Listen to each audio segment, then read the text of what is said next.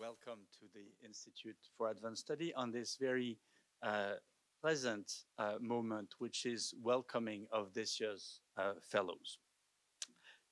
As every year, we have an excellent cohort of fellows, the best of the best, the cream of the cream.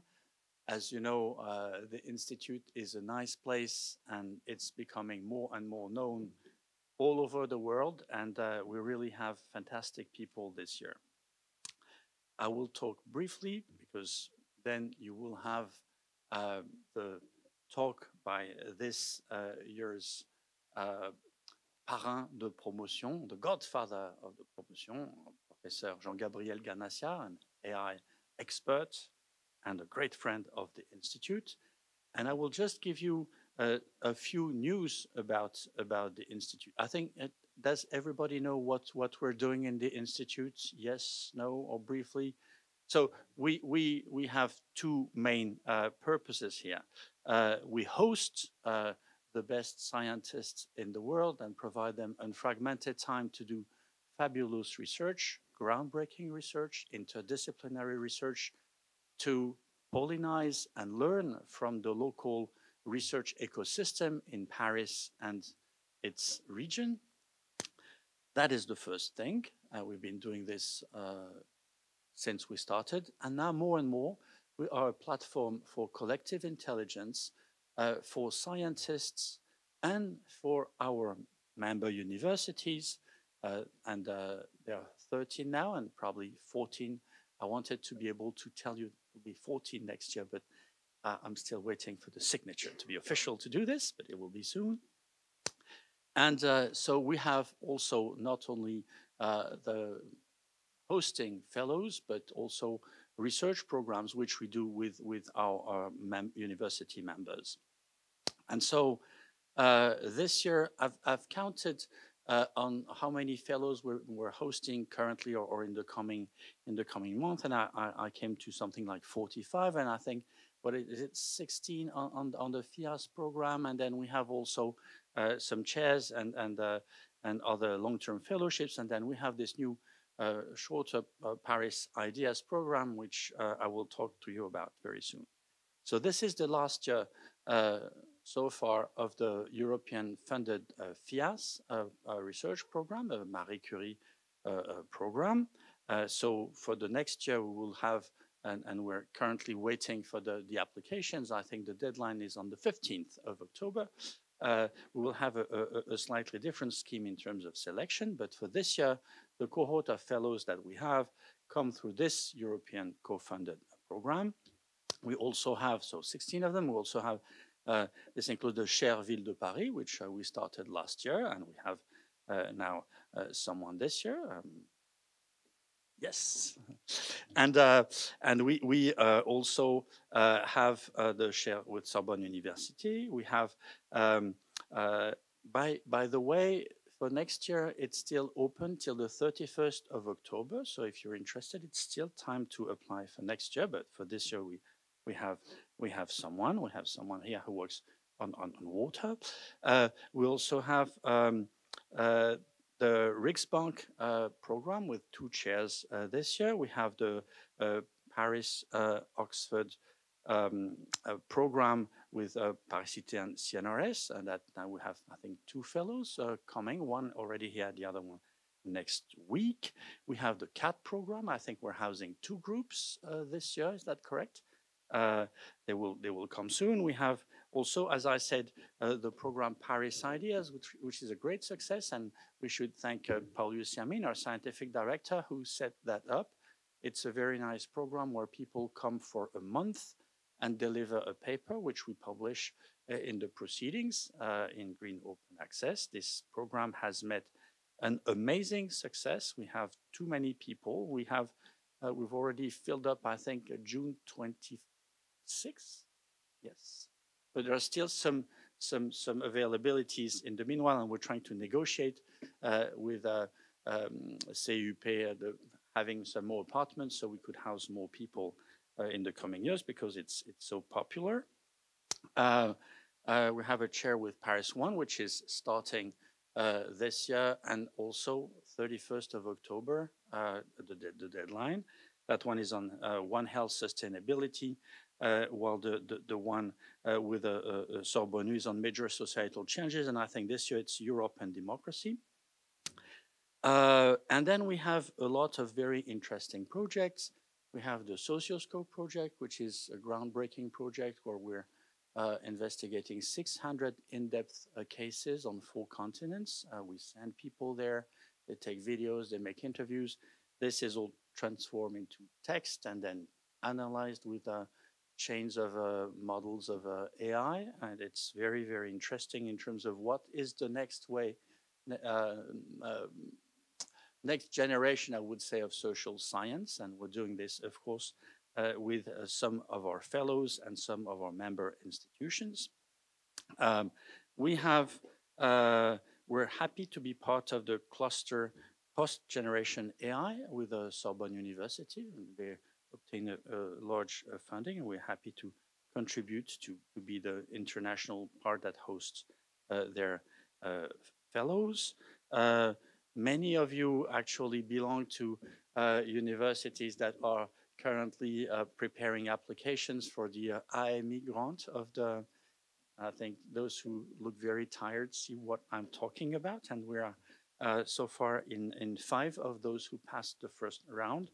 And so we're very happy, although that's a lot of work, but we think it's very nice. And we have discussions for joint programs with Fondation Maison des Sciences de l'Homme and Maison Suger, so Grenelle somewhere here. We're discussing with Campus Condorcet, and we're discussing with our fellow institutes in Europe. I was yesterday in Oslo with the 25 other directors of the other institutes for advanced studies, and we're cooking some more interesting programs for you to enable you to not just to invite people here, but to go and send your scientists to visit other institutes. And I think this is the theme of the next meeting of the presidents of the universities, where we invite the director of the Aarhus Institute, who will explain to us what to do to go to this institute and send fellows abroad. So what I am very, very proud of, and I would like to thank all of you and our member institutes who actually not only fund us with money, but who bring their intelligence to our platform. We're nothing, we're just the hosts, and all the work is done by our members and the scientists. I would like to thank also very much the team of the Institute, who worked really, really hard to make these programs work, because if you remember, 6 or 7 years ago, we only had the fellowship program, and now we've increased, as you see, massively, but with the same amount of personnel, which means that we don't sleep that much. But what we are the proudest of is that we have reached and passed our goal, which was to have at least half of the work here, including the fellows who come in, working on topics that are connected with the big challenges of our times and the transitions and things like that. And if you look at what we are currently doing, and I think all of you have on your seat this interesting list of who are the current fellows. And I really encourage you to have a look and look at the faces, because these guys are in the room mostly there. And the whole purpose of the evening is that you can meet them directly, and because the purpose of all this is so that they connect with the local ecosystem, and that the local ecosystem connects with them and create long-term links for collaboration.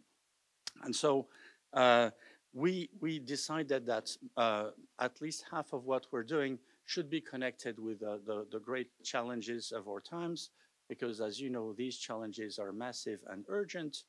And one of those challenges, and I'm trying to keep the time, is of course how to deal with artificial intelligence technology that started a long time ago, but flourished more recently and came to sort of become kind of a wave to us. And for this, our this year's godfather of the promotion, my dear colleague and friend Jean-Gabriel Ganassia, who is professor of computer science at the Faculty of Science of Sorbonne University, who's right next door, who's a senior member of the Institut Universitaire de France, who is president of the orientation committee of the Cycle des Hautes Études de la Culture, member of the pilot ethics committee of the Numérique, of the Comité d'éthique, and many other titles, but who is also a humanist and someone who wrote a fantastic book that just came out and that you should read, which is fascinating because it talks about AI in an informed way, which is called L'IA expliquée aux humains. It's in French, au seuil. And Jean Gabriel is, how could I put this? Jean Gabriel is actually one of the people in France who has been working to develop AI from the origins.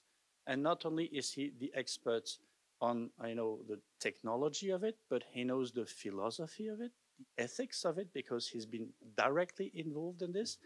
And he's the AI man. Jean-Gabriel, I will leave you on this. Thank you very much, my friends. À la fin du mois d'août dernier, je me trouvais à l'université de Tsinghua à Pékin. J'ai vu qu'un des auditeurs cette année venait de cette université. Et je participais à une conférence internationale sur les mutations de l'enseignement supérieur à l'heure de l'intelligence artificielle générative.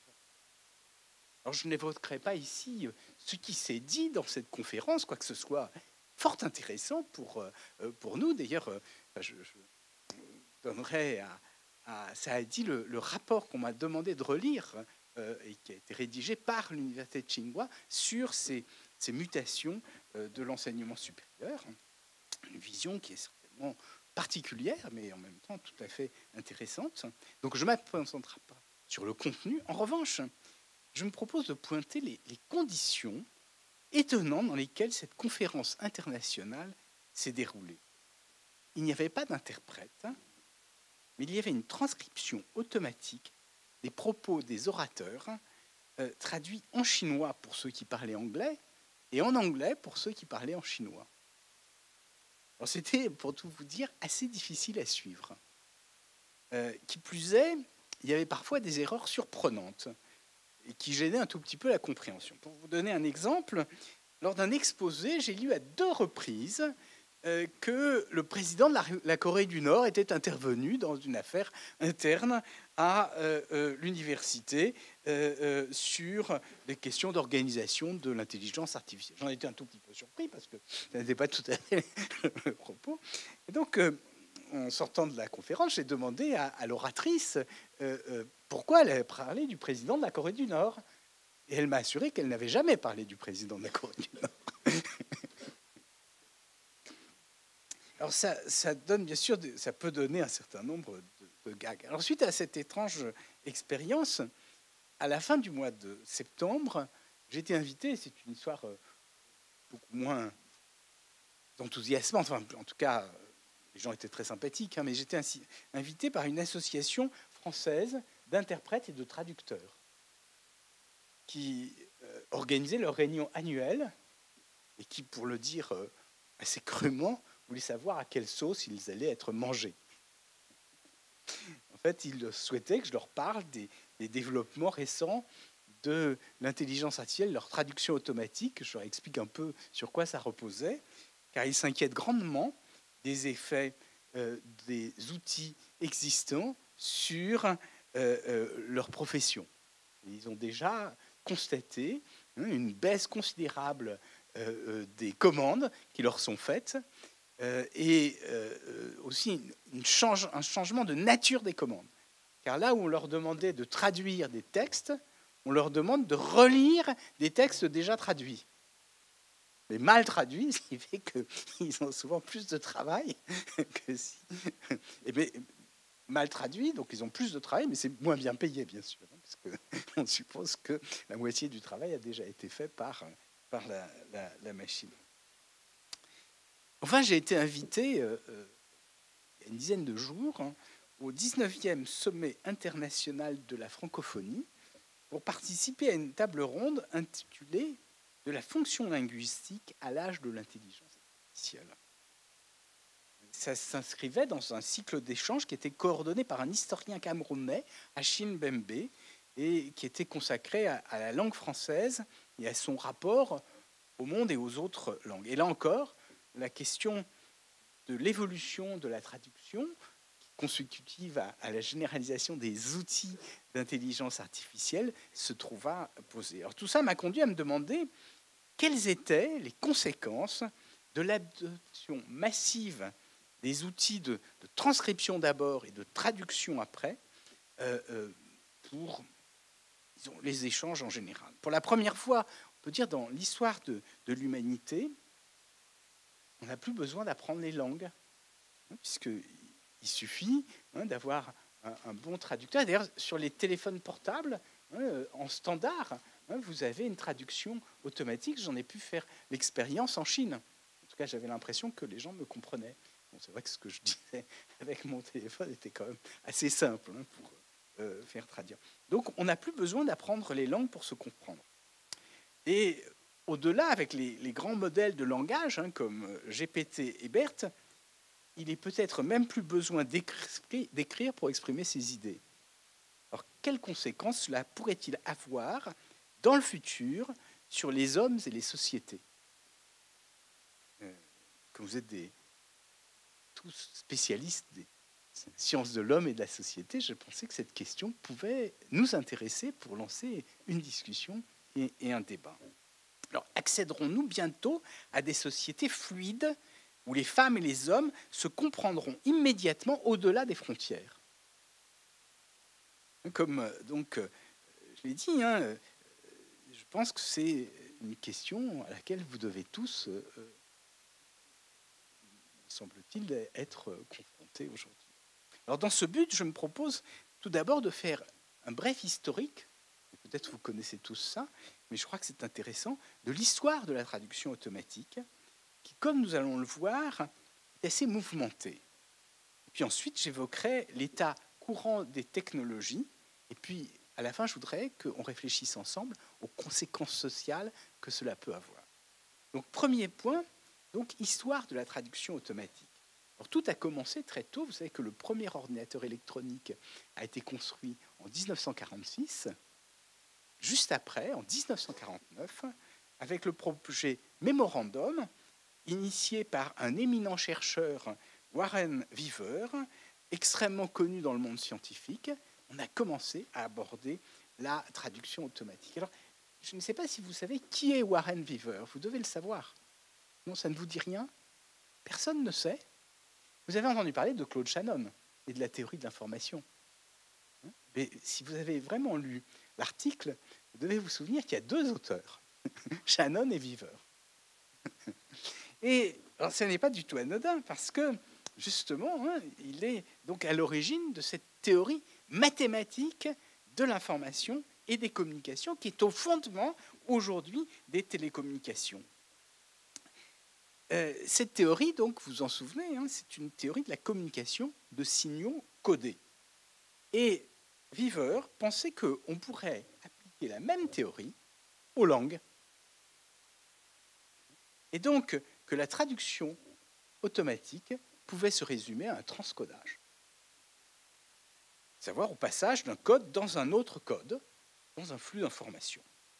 Alors, ça a donné naissance à nombre de projets, dont un projet américain qui s'appelait Georgetown University MT, Machine Translation, ou Machine Translation Experiment, qui a été mis en place dès 1952. Les premiers prototypes ont été réalisés en 1954. Donc, j'insiste sur cette vision extrêmement réductrice. Alors, comme vous êtes tous des spécialistes de l'homme et des sciences de l'homme et de la société, je suppose que vous trouvez que c'est un tout petit peu choquant. Oui? Alors, on va revenir là-dessus parce que vous allez voir, et c'est un peu surprenant. Effectivement, c'est ce qui s'est produit. Alors, comment ça marche? Donc, le principe, c'est aujourd'hui, d'ailleurs, on a conservé le même principe aujourd'hui, c'est pour ça que c'est intéressant. Tout se passe un peu comme un mauvais élève qui fait, alors je pense surtout au latin, parce qu'il y avait un dictionnaire, le Gaffio en français, alors je ne sais pas en anglais qu'est-ce qu'il y a comme dictionnaire de latin, hein. Et donc un mauvais élève, il cherche à traduire, hein, il fait sa version, donc il regarde le mot et puis il prend, hein, le mot équivalent dans l'autre langue. Bien sûr, quelquefois ça marche, quelquefois ça ne marche pas, parce que ça dépend du contexte, bien sûr. Alors, comme en latin, il y a quand même un corpus qui est relativement faible, il y a des chances que ça marche très très bien, parce qu'on peut trouver exactement la phrase qu'on a besoin de traduire. Mais bon, d'autres fois, ça marche pas très bien.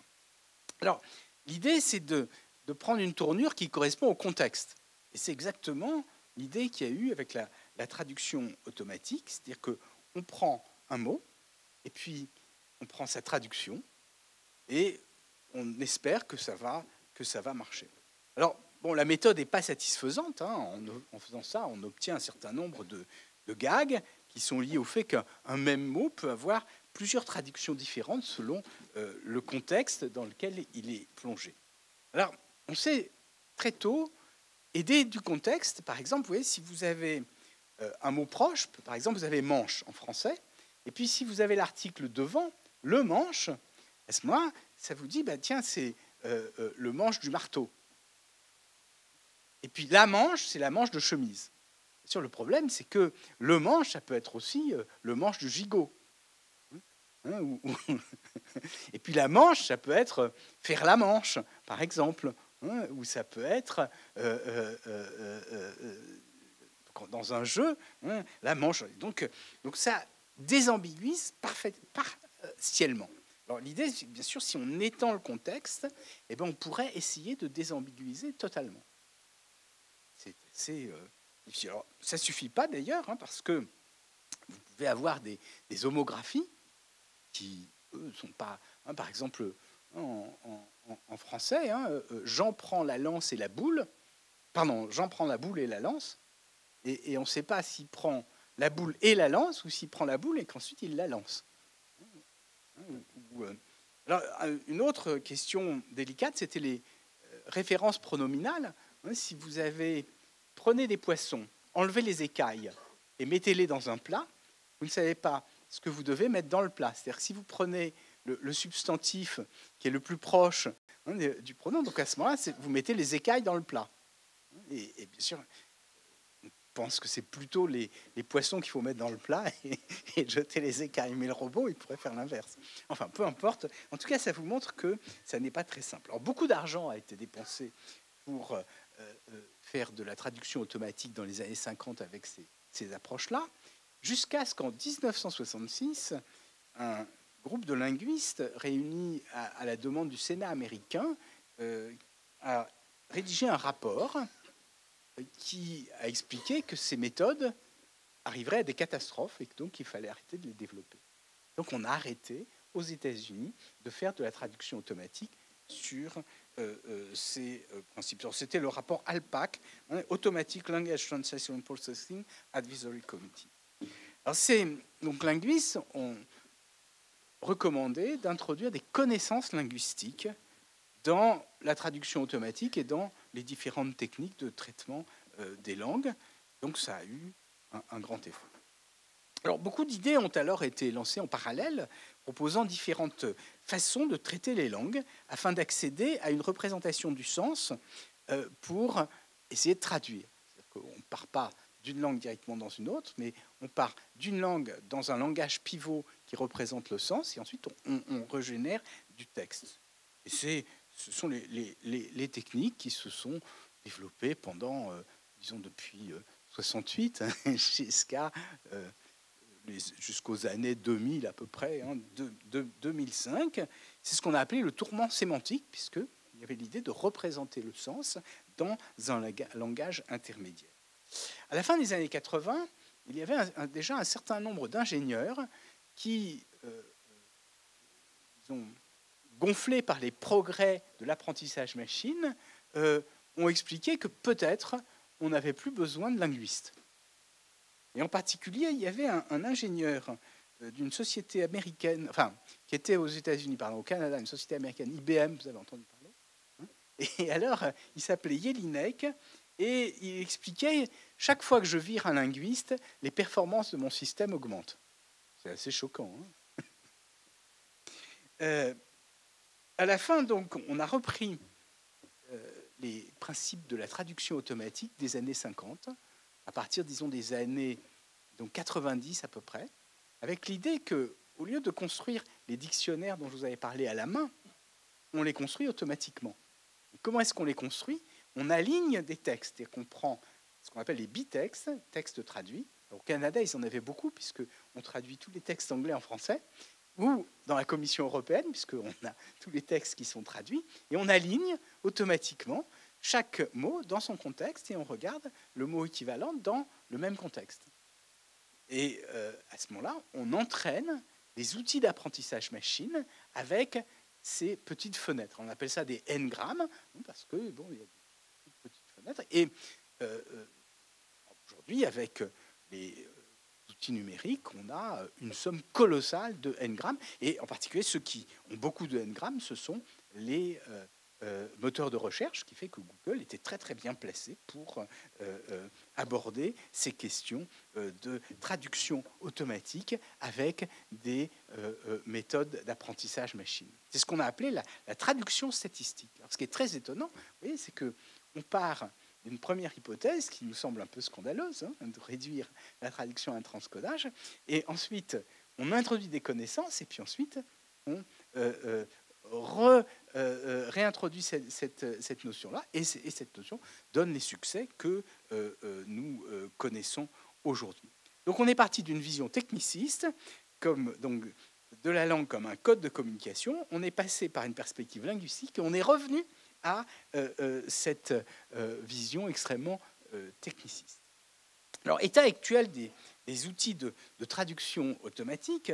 Donc aujourd'hui, avec les grands modèles de langage, ou ce qu'on appelle communément les LLM, hein, Large Language Model, comme vous les connaissez tous, hein, bien sûr, GPT, BERT, Claude, Mistral, Gemini, etc., on s'inscrit dans la continuation de cette perspective statistique. Néanmoins, on va beaucoup plus loin, puisque ce n'est plus uniquement la traduction qui est vue comme un transcodage, mais l'ensemble de la langue, on la conçoit désormais de façon statistique. Alors plus précisément, c'est ce qu'on a vu depuis quelques années, les grands modèles de langue extraient ce que les linguistes appellent l'esprit de la langue. Qu'est-ce que c'est cette notion d'esprit de la langue? C'est l'idée qu'il y a des relations invisibles entre les mots qu'un locuteur d'une langue connaît de façon inconsciente et qui fait qu'il est capable de reconnaître un énoncé de sa langue ou un énoncé qui n'est pas de sa langue et qui parle automatiquement. C'était exactement l'idée avec d'énormes réseaux de neurones formels. Vous savez, ce sont des réseaux de neurones formels qui ont des milliers de milliards de connexions, ce qui est absolument vertigineux. Et à partir de cela, on fait ce qu'on appelle de l'auto-encodage. C'est-à-dire qu'on prend des phrases en entrée et puis des phrases en sortie. On essaye de retrouver la phrase de sortie à partir de la phrase d'entrée. On essaye de forcer les poids des connexions synaptiques en sorte qu'ils absorbent ces relations entre les mots ou même entre des parties de mots. Vous savez aussi que dans les langues, il y a la même chose. Il y a des néologismes qui correspondent au génie de la langue, qui font que c'est naturel, ou au contraire des néologismes qui ne sont pas naturels. Et donc c'est exactement ce qu'on essaye de retrouver. C'est ce qu'on appelle les tokens. Et on a, alors à partir de ça, une nouvelle sémantique qui n'est plus fondée comme auparavant sur des relations logiques entre des termes, mais qui font qu'on représente chaque mot par un vecteur, qui sont le vecteur des mots ou des sous-parties de mots avec lesquels il est proche. C'est un vecteur de nombre. Et les résultats sont... Alors c'est ce qu'on appelle en anglais les embeddings, et en français les enchâssements ou les plongements lexicaux. Les résultats sont tout à fait étonnants. On s'était amusé, on a fait des expériences dans mon laboratoire sur ce genre de choses, puis on le voit tous les jours. C'est-à-dire qu'on est capable d'accéder au sens d'un certain nombre d'énoncés à l'intérieur d'un texte, et on ne sait pas très bien comment ça fonctionne. Alors ce qui importe ici, je crois pour nous, c'est que jusqu'à présent, jusqu'avant cela, la langue se décrivait dans la langue. C'est-à-dire qu'on décrivait la langue à partir d'un lexique, où les mots se décrivaient à partir d'autres mots, et la grammaire à partir de la langue, un certain nombre de règles. Tandis qu'aujourd'hui, la langue ne se décrit plus dans la langue. La langue sont des chiffres. Et on ne sait plus très bien ce que c'est. Donc la langue échappe à la langue d'une certaine façon. Il me semble que c'est une grande transformation. Alors au-delà de ces considérations générales, examinons les conséquences de l'emploi massif de ces outils. En effet, si l'on est en mesure de traduire automatiquement tous les textes, il n'y a plus besoin de traducteurs, a priori. Vous êtes d'accord? Et si l'on sait transcrire à la volée, puis traduire et prononcer automatiquement en temps réel tous les propos tenus par n'importe quelle personne depuis leur langue originelle dans la langue cible, on n'aura plus besoin d'interprètes. Vous me suivez?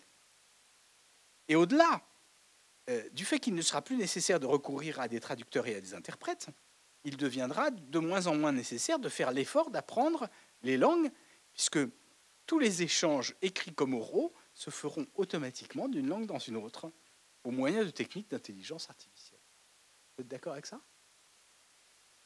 Alors éventuellement, il y a peut-être une langue qu'il faudra apprendre, qui n'est peut-être pas vraiment une langue de communication. Parce que, par exemple, quand j'étais en Chine, on traduisait en anglais. En fait, ce n'est pas de l'anglais, c'est du globish, qui fait qu'on pourra échanger directement, ce qui s'est passé à l'université de Tsinghua, parce que les transcriptions, en général, elles se font en deux langues, une langue source et puis la langue pour les étrangers, la langue de communication. Donc on devrait se réjouir de ça, parce que ça veut dire que la barrière des langues, source de tant de mésententes, se trouvera abolie. Et donc nous parviendrons à communiquer avec les peuples du monde entier. Alors toutefois, la fonction des langues, je crois, et il me semble que une des raisons d'ailleurs pour lesquelles vous travaillez dans vos domaines, ne se limite plus uniquement à communiquer. Le risque, en fait, en réduisant la fonction des langues à la communication, c'est d'en oublier une autre fonction, à mon sens, qui est le fait que les langues sont des véhicules de la culture. Et c'est de cela dont je vais parler. Alors pour reprendre les mots d'un poète contemporain que vous connaissez, Valère Novarina peut-être, dans un petit texte intitulé « Devant la parole », parler n'est pas communiquer. Parler n'est pas échanger et troquer des idées, des objets. Parler n'est pas s'exprimer, désigner, tendre une tête bavarde vers les choses, doubler le monde d'un écho, du nombre parlé. Parler, c'est d'abord ouvrir la bouche et attaquer le monde avec, savoir le mordre. C'est un très beau texte, je ne vais pas le lire en entier, mais en tout cas, je crois qu'il pointe vraiment sur cette question-là. Alors je voudrais aussi reprendre des mots qui ont été introduits par un philosophe Heinz Wiesmann et un philologue Pierre-Juliet de Lacombe dans un livre qu'ils ont coécrit qui s'intitulait « L'avenir des langues ». C'était il y a une quinzaine d'années, dans lequel il disait qu'il faut distinguer ce qu'ils appellent les langues de service, qui sont ces langues de communication qui servent à échanger, comme le globish, et puis les langues de culture qui véhiculent avec elles tout un univers social, historique et culturel. Avec les progrès inouïs de la traduction automatique, nous éprouverons de moins en moins le besoin d'apprendre les langues des autres, puisque ce ne sera plus nécessaire pour communiquer, et donc pour faire des affaires, gagner de l'argent, travailler, ce ne sera plus nécessaire. La fonction des langues, comme je viens de le voir, et comme le pointe Valère Novarina, pourtant ne s'arrête pas à cet échange marchand et matériel. Le plurilinguisme établit des ponts entre les langues, et par-delà entre les cultures, ce qui les fait progresser et enrichir les sociétés. Apprendre une langue de culture, c'est s'ouvrir à d'autres, et de cette façon, c'est aussi prendre conscience de sa propre culture, de sa propre langue, et apprendre à mieux la maîtriser. Les éducateurs savent d'ailleurs qu'on progresse dans sa propre langue en apprenant les langues des autres. En 2005, il y a bientôt 20 ans, un éditorialiste américain, Thomas Friedman, écrivait un livre très optimiste au titre significatif « The world is flat ». Le monde est plat. Il entendait par là signifier que nous retrouvions dans tous les pays du monde des élites progressistes portant les mêmes valeurs et animées toutes d'une même volonté d'échange et de commerce. Alors, si tant est que le monde était plat à l'époque, ce dont je doute, je crains malheureusement qu'en 20 ans, il se soit singulièrement plissé. Et compte tenu de ce caractère plissé et accidenté du monde dans lequel nous vivons, il n'importe, me semble-t-il, plus que jamais d'établir des ponts entre les sociétés et les cultures par des études comparatives et des échanges pour préserver l'entente et la compréhension mutuelle. Or, si avec la généralisation des outils modernes de transcription de la parole et de traduction automatique, nous ne faisons plus l'effort d'apprentissage des langues des autres, nous isolerons de plus en plus les cultures les unes des autres, ce qui ne conduira certainement pas au meilleur. Alors, dans un ordre d'idées analogue, on peut craindre qu'avec les outils de génération automatique de texte, il devienne possible de faire des résumés ou de rédiger des notes de synthèse automatiquement, sans que plus personne ne s'attelle à ces tâches. Sans doute gagnera-t-on beaucoup de temps et d'efficacité, mais en ne se soumettant plus à l'astreinte d'écrire, nous écrirons moins et nous risquons alors de perdre l'habitude d'écrire, et par là la maîtrise de l'écriture. Et comme, ce que je crois, mais peut-être est-ce une idée d'une autre génération, la pensée ne s'élabore que dans la langue, au cours du processus d'écriture, nous risquons de moins penser. Ou plus exactement, nous pourrions ne plus savoir penser que par l'entremise de machines qui elles-mêmes procèdent d'un ravaudage d'éléments textuels recueillis au hasard. L'angoisse de la page blanche est en quelque sorte un préalable nécessaire à toute création originale. En s'affranchissant de l'effort et de l'astreinte d'écriture, nous perdrons donc peut-être beaucoup de notre autonomie intellectuelle. Alors revenons à notre propos, à savoir l'incidence de la traduction automatique sur la connaissance mutuelle des peuples. Donc d'un côté, on l'a dit, la capacité à traduire automatiquement les textes d'une langue dans une autre facilite les échanges entre les peuples, tout au moins les échanges marchands. D'un autre côté, la traduction automatique, du fait qu'elle procède d'un transcodage statistique, réduit la langue à n'être qu'un instrument de communication ignorant ses dimensions culturelles. Et ce qu'il y a dans la langue, les ambiguïtés, les connotations, tout ce que Roland Barthes, degré zéro de l'écriture, rangeait sous la dimension verticale de l'écriture. C'est-à-dire ce qu'il y a d'allusif dans les mots et dans le style. Alors, pour montrer que ce projet d'abolition de la barrière des langues n'est pas si neuf que ça, et qu'il porte en lui-même des tensions qui sont un peu celles que je viens de mentionner, mais qu'il est très connu, alors je voudrais nous renvoyer non plus au futur, mais à un passé immémorable, l'épisode de la tour de Babel dans le chapitre 11 de la Genèse. Alors je ne le relirai pas ici parce que, d'abord faute de temps, puis parce que je suppose que tous le connaissent. Mais il me semble intéressant de rappeler un tout petit peu le contexte et les interprétations qui en sont faites.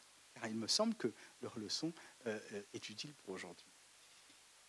D'abord, ça se passe après le déluge. Une fois que Noé arrive avec sa barque, les peuples sont dispersés sur toute la surface de la terre, et les hommes, un jour, plus tard, décident de se réunir pour bâtir une ville. Et en un même lieu, et une ville tellement concentrée qu'ils décident de bâtir une ville verticale. C'est pour ça que ça donne une tour. Et ils la bâtissent en briques et pas en pierre. Alors, les exégètes pensent que c'est important, je ne commenterai pas cet aspect-là. Mais l'idée pour bâtir... Alors, comme les peuples s'étaient dispersés, ils avaient chacun une langue différente. Il y avait donc 70 langues, par exemple. Mais ils trouvent une langue commune pour échanger. Et cette idiolecte de communication n'est pas la langue adamique originaire, celle qu'auraient parlé les tout premiers. Ce n'est ni l'hébreu, ni même l'araméen, mais peu importe. Mais c'est justement une langue qui permet aux personnes qui avaient différentes langues de communiquer entre eux. J'incite parce que c'est un peu une situation qui se rapproche de la nôtre. Cette langue donc, de communication permet de se comprendre par-delà les langues propres dans le but de contribuer à l'édification commune d'une tour qui aille jusqu'au ciel, avec un triple objectif, un objectif politique d'unifier le peuple, un objectif métaphysique qui est de montrer que les hommes sont capables de faire mieux que Dieu, et puis un objectif défensif parce qu'il y avait une menace qui était celle d'un nouveau déluge. Et donc l'idée, c'est que s'ils avaient une tour très haute, ils échapperaient au nouveau déluge. Alors on sait la suite, Dieu descend pour voir le projet, et d'un côté, il trouve que ce projet est très bien parce qu'il tient d'une volonté de pacification, d'établissement de liens entre les hommes auxquels il aurait été plutôt favorable. Mais d'un autre côté, alors outre l'impudence des hommes à son égard, puisqu'ils veulent quand même montrer qu'ils sont capables de faire mieux que lui, il a surtout noté que les individualités disparaissaient en se mettant toutes au service d'un objectif collectif ultime. Et c'est ce point qui est important, ce caractère uniformisant du projet collectif qui a beaucoup choqué Dieu. Alors il a puni les hommes, mais il les a punis moins qu'au moment du déluge, parce qu'il y avait quand même un aspect positif. Et la punition, vous la connaissez toutes, c'est la confusion des langues. Alors qu'est-ce que c'est que la confusion des langues? Alors il y a un petit livre qui vient de paraître, que j'ai lu et que je trouve très intéressant, de Giulianus, qui confronte Rousseau et cette hypothèse, enfin cet épisode de la Bible. Donc c'est une langue unique, Rousseau, Babel et la civilisation. Et il dit, le but de cette confusion des langues, c'est que les hommes ne se comprennent plus l'un l'autre. Il cite un grand commentateur talmudique qui dit « Lorsque l'un d'eux demandait à son semblable une brique », et vous vous souvenez que je vous ai dit que la tour était construite en brique. Alors la brique, c'est parce que c'est un matériau qui est parfait, à la différence de la pierre. Donc lorsqu'il demande une brique, ce dernier lui donnait du mortier. Et le premier se lèverait alors et le frapperait à la tête. Ça engendre toutes sortes de discussions. Le langage de communication introduit soudain des malentendus qui causent des disputes. Alors cela ne signifie pas pour autant que de nouvelles langues apparaissent, c'est-à-dire puisqu'il y avait déjà des langues.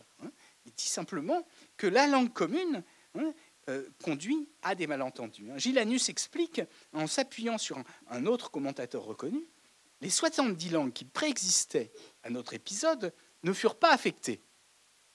Cependant, chacun oubliant celle qui n'était pas la sienne. Intéressant, parce que c'est exactement la question qui se pose aujourd'hui.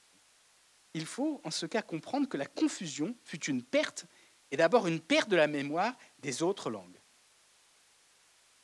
Alors comment ne pas être frappé de la ressemblance de cet épisode de la Bible avec la situation actuelle, où, du fait qu'ils utilisent des outils de traduction automatique qui leur permettent de communiquer entre eux, les hommes risquent de ne plus faire l'effort d'apprendre les autres langues. Et donc, ils risquent de ne connaître chacun plus que leur langue, d'où les confusions qui vont se faire jour. Là où on croit entendre brique, il faudra comprendre mortier, d'où les disputes. En somme, et pour conclure, cette langue de communication destinée en principe à la mobilisation commune des hommes autour d'un grand projet ne suffit pas pour dialoguer. Il faut laisser la place à l'indécis, à l'ambiguïté, à la part de l'insaisissable dans une langue qui relève de la culture de chacun. Et c'est ça, bien sûr, que l'on risque de... Alors, il convient donc plus que jamais d'insister sur les dimensions culturelles que les seuls langages de communication ne sauraient véhiculer. Alors, c'est justement dans les disciplines que vous représentez tous ici que la réflexion sur ces dimensions culturelles, me semble-t-il, trouve toute sa place. Et donc un lieu interdisciplinaire comme l'Institut des études avancées, j'espère que cette petite réflexion et cette petite mémoire vous invitera plus encore à réfléchir à cette dimension culturelle. Et je crois que conclusion, je crois avoir montré, mais c'est évident pour vous tous, mais disons l'avoir rappelé, que les travaux que vous poursuivez revêtent une importance de plus en plus grande et toute particulière dans le monde contemporain où, si nous n'y prenons pas garde, les hommes risquent de vivre un épisode de dispersion et de confusion un peu analogue à celui qu'ils ont vécu lors de la construction de la tour de Babel.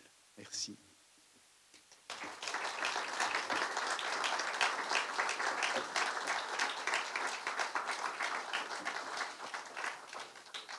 Alors, je ne sais pas si vous avez des questions, si on peut lancer une discussion à partir de... Est-ce que quelqu'un souhaite poser une question à Jean-Gabriel ou faire un commentaire? Vous êtes comme moi abasourdi par l'intelligence de 1, 2. Réaction de votre part au fait de prix Nobel qu'on donnait aux physiciens pour l'intelligence artificielle, si vous avez une réaction. Alors, j'ai deux réactions à ça.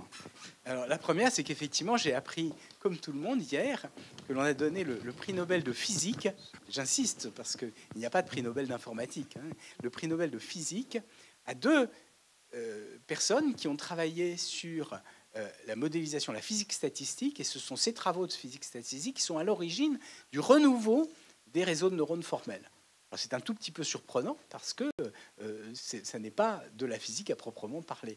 Mais c'est vrai que c'est peut-être pour rendre hommage à ces physiciens qui ont transposé quelque chose comme ça. Et puis, enfin, qui ont transposé des études, c'est de la physique statistique, sur des verres de spin qu'ils ont utilisé. Ils ont utilisé le même appareil mathématique pour décrire la dynamique des réseaux de neurones formels. Ils ont fait ça il y a très longtemps.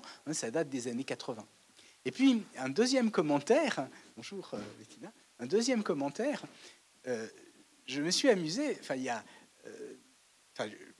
j'ai écouté il y a quelques mois une bande vidéo qui présentait donc Negroponte. Alors Negroponte, c'est un architecte qui est d'origine grecque et qui était au MIT et qui a fait un canular. Il était tout jeune, dans lequel il a envoyé à des journalistes, à des hommes politiques et à des prix Nobel une lettre en leur disant « Si une machine fait des découvertes scientifiques importantes, faudrait-il lui donner le prix Nobel ?» Alors, personne ne lui a donné de réponse. Et alors, moi-même, ça m'a amusé parce qu'il a dit ça en 72. Et donc, j'ai fait une petite chronique dans laquelle je dis, mais qu'est-ce qui se passe? Alors, on peut lui donner le prix Nobel, peut-être, et puis, ou la médaille Field. Alors, le problème de la médaille Field, c'est qu'on la donne à des mathématiciens qui ont moins de 40 ans. Alors, ça plonge vraiment dans un abîme de perplexité, parce que qu'est-ce que c'est que l'âge d'une machine? Est-ce qu'on peut dire qu'elle a moins de 40 ans? Voilà.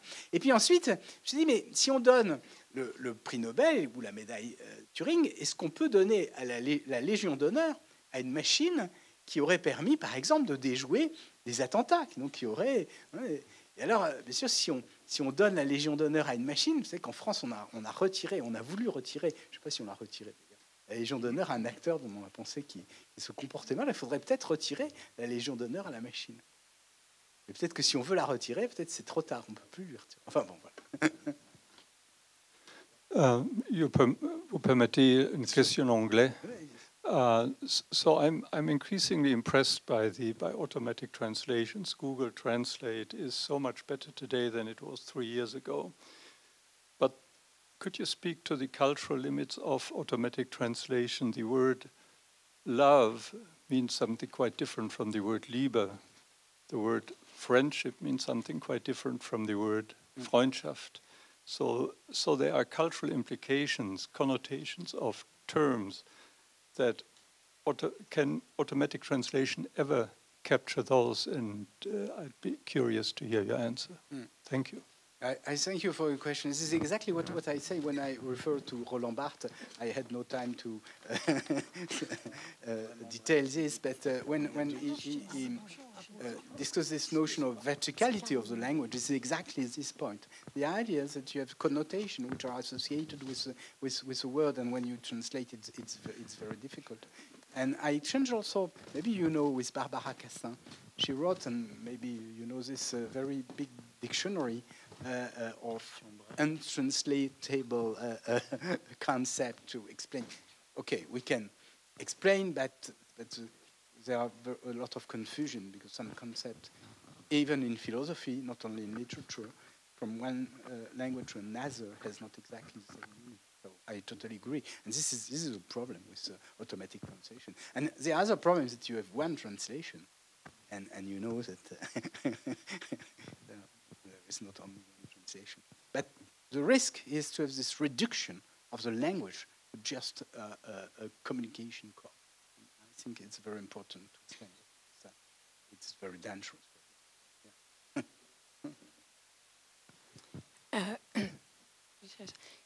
Ici, merci. Merci pour votre très bel exposé. Je suis une fellow ici, Anne Le Goff. Je me demandais, je pensais au cas des migrations de personnes qui existent aujourd'hui, qui sont un autre grand phénomène du monde contemporain, avec des migrations diverses, où là, les gens apprennent la langue du pays d'arrivée par nécessité. Et donc apprennent la culture également. Et donc je me demandais ce que vous pensiez de ce cas par rapport au mouvement de l'IA qui va dans l'autre sens en quelque sorte. Quand ils apprennent la langue du pays d'arrivée, je trouve que c'est extrêmement positif. Mais vous savez très bien qu'aujourd'hui, il arrive que des personnes vivent 10 ans dans un pays sans éprouver le besoin d'apprendre la langue. On a vu des études justement de sociologues qui nous montraient qu'ils échangent dans leur travail, s'ils ont un travail manuel, ils n'utilisent pas la langue. Et je me souviens d'une sociologue qui nous avait montré que des personnes venant de Philippines, elle était allée les voir, et dans leur petit studio, ils avaient une peinture, et puis derrière, il y avait un écran de télé, ils échangeaient avec leur famille, hein, bien sûr. Donc le risque, effectivement, hein, c'est que les personnes changent de pays et n'adoptent pas la culture du pays dans lequel ils sont. Ce qui est important, c'est qu'ils conservent la leur, bien sûr. C'est ce qui enrichit, ce sont les mix de cultures. Mais le risque, c'est effectivement qu'il y ait plus ce mélange indispensable. En tout cas, moi, je trouve que c'est une question. Et les outils de traduction automatique pourraient contribuer à accentuer encore ce phénomène.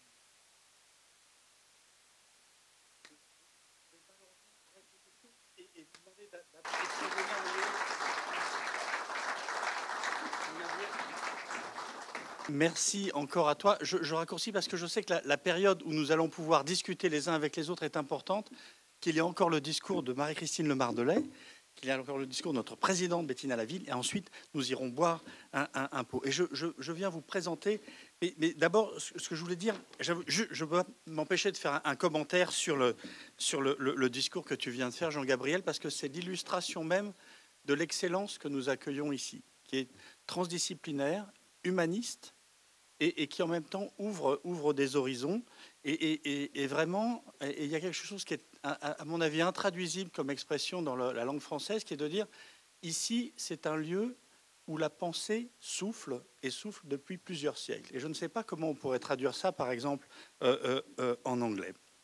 Et ce lieu où la pensée souffle depuis plusieurs siècles est mis à la disposition de l'Institut d'études avancées de Paris par la ville de Paris, que j'espérais pouvoir remercier en personne Marie-Christine Le Mardelet, la maire adjointe en charge de l'éducation, de la recherche et de la vie étudiante. Malheureusement, elle est prise en ce moment même dans les grands débats du Conseil de Paris, et je pense qu'elle est en train de défendre la science et la recherche, et donc elle n'a pas pu venir, elle s'en excuse, et elle m'a demandé de vous lire son discours.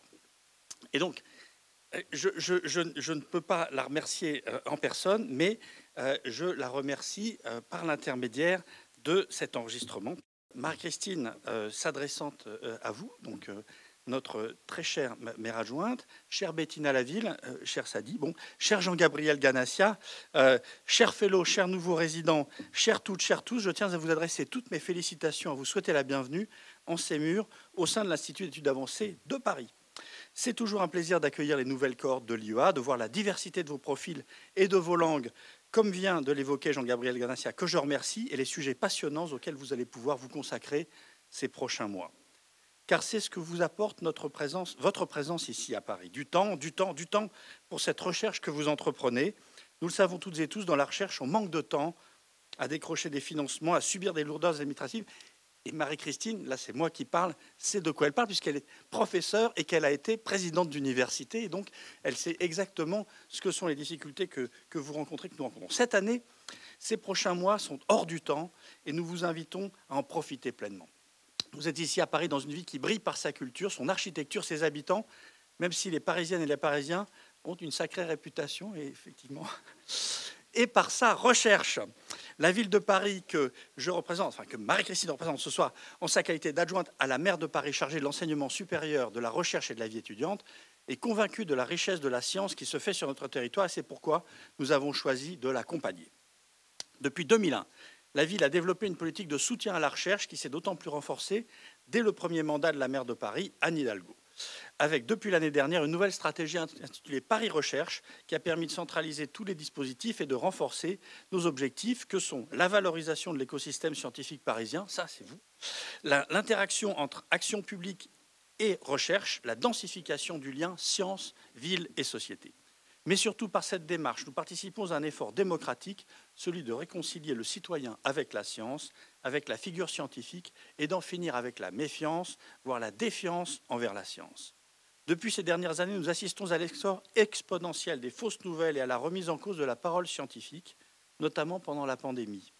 Sensibiliser les Parisiennes et les Parisiens, et ceux de le plus jeune âge, à la science qui se fait autour d'eux, c'est leur faire comprendre la recherche, ses métiers, sa rigueur, son utilité publique. C'est aussi leur montrer que la ville de Paris prend ses décisions de manière éclairée, appuyée sur des travaux de pointe, sur les îlots de chaleur, la protection de l'enfance, la gestion des eaux en milieu urbain, l'accès aux droits, la santé environnementale, et j'en passe. Par ailleurs, face à l'urgence climatique, chaque échelon d'action compte. Il est donc plus que nécessaire d'accélérer nos politiques en matière de transition socio-écologique et de les rendre plus efficaces.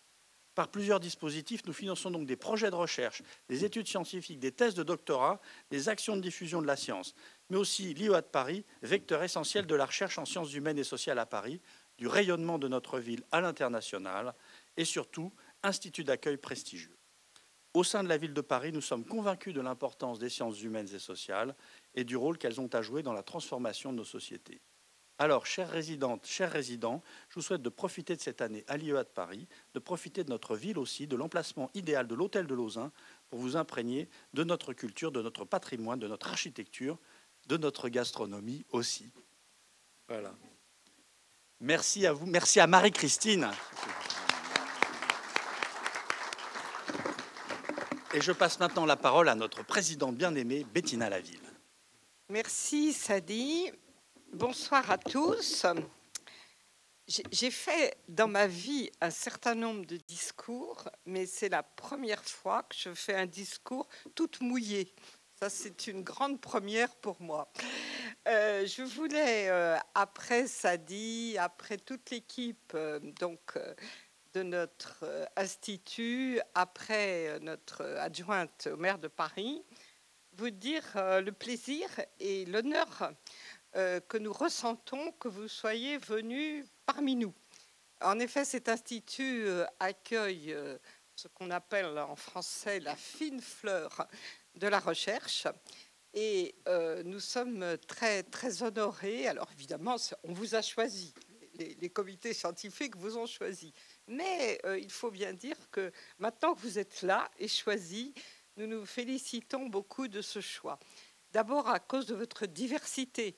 Il y a des philosophes, il y a des spécialistes de psychologie, il y a des historiens, il y a des archéologues, j'en passe et des meilleurs. Et moi qui ai fait pratiquement toute ma carrière entre le droit et l'environnement, je vois Green Lab, etc. Enfin, manifestement des spécialistes de l'environnement, des spécialistes malheureusement du réchauffement climatique, des spécialistes de la pluie sans doute, et c'est évidemment quelque chose de très important parce que les sciences humaines, c'est avant tout la science de l'actualité. Bien entendu, l'actualité appuyée sur l'histoire des sciences, appuyée sur l'histoire, mais c'est la compréhension du temps. Et aujourd'hui, donc, nous sommes entourés de personnes qui essayent, comme nous, modestement, dans cet institut, de comprendre cette époque. Et notre époque, elle n'est vraiment pas facile à comprendre. Alors, ça fait bientôt 3 ans, enfin c'est ma 3e année de présidence, Et quand je réfléchissais à ce que j'allais vous dire, je me disais que si je suivais mon inclination, je serais de plus en plus grave. Parce que finalement, il y a 2 ans, quand j'ai accueilli la première promotion, j'ai dit qu'il y avait du réchauffement climatique, qu'il y avait aussi qu'on sortait du Covid, que les choses étaient difficiles. Et puis l'année d'après, j'ai dit, et puis nous avons une guerre en Europe, mais les autres problèmes étaient restés. Le Covid était un peu parti, mais les autres problèmes étaient restés. L'année dernière aussi, j'ai dit, il y a 2 guerres, bon, etc., etc. Alors, heureusement, c'est peut-être bête aujourd'hui d'être optimiste, mais je suis quelqu'un qui n'a essayé toute ma vie de jamais perdre la foi, même si, pour tout vous dire, dans mon histoire, j'ai l'impression d'avoir été parmi ceux qui ont averti il y a, allez, on ne va pas dire combien d'années, mais il y a pas mal d'années maintenant, qui ont averti du réchauffement climatique et des problèmes environnementaux, que moi, j'ai passé ma vie en politique, dans les pouvoirs publics, dans les administrations, dans les nombreuses autorités dont j'ai fait partie, et qu'en fait, ça s'est aggravé. C'est un bilan de vie particulier. Vous vous occupez d'un problème et il s'aggrave. Alors j'espère pour vous que dans votre recherche, vous vous occuperez de problèmes, vous les traiterez et vous en trouverez un peu la résolution. Ça, je crois que c'est très important. Il n'empêche qu'ici, nous essayons juste par notre éclairage, avec votre aide, avec l'aide de grands scientifiques, avec ton aide, et je te remercie encore d'avoir accepté d'être le parrain de cette promotion. Nous nous connaissons bien maintenant, nous avons vécu nous 2 aventures ensemble dans le milieu de la recherche française, et là aussi c'est un honneur et un plaisir de t'avoir comme parrain de cette promotion, parce que tu es un pionnier. Alors, en parlant de pionnier, d'ailleurs, je suis très amie avec une ancienne ministre de l'Environnement qui a absolument mon âge. Bon, allez, les Français la reconnaîtront, mais je ne dirai pas son nom. Et qui, comme moi, a été très engagée dans l'environnement. Et alors, pour vous faire rire, de temps en temps, on se dit toutes les deux qu'on s'est fait parfois un peu mépriser pendant presque 30 ans en disant « Ah, vous n'allez pas quand même nous ennuyer avec vos problèmes d'environnement. Il n'y a pas que l'environnement sur la Terre. » Et maintenant, on se fait gronder, attraper, engueuler, comme on dit quand on est spécialiste des sciences humaines, par la jeune génération qui nous dit « Qu'est-ce que vous avez fait ?» C'est terrible d'être pionnier, vous savez.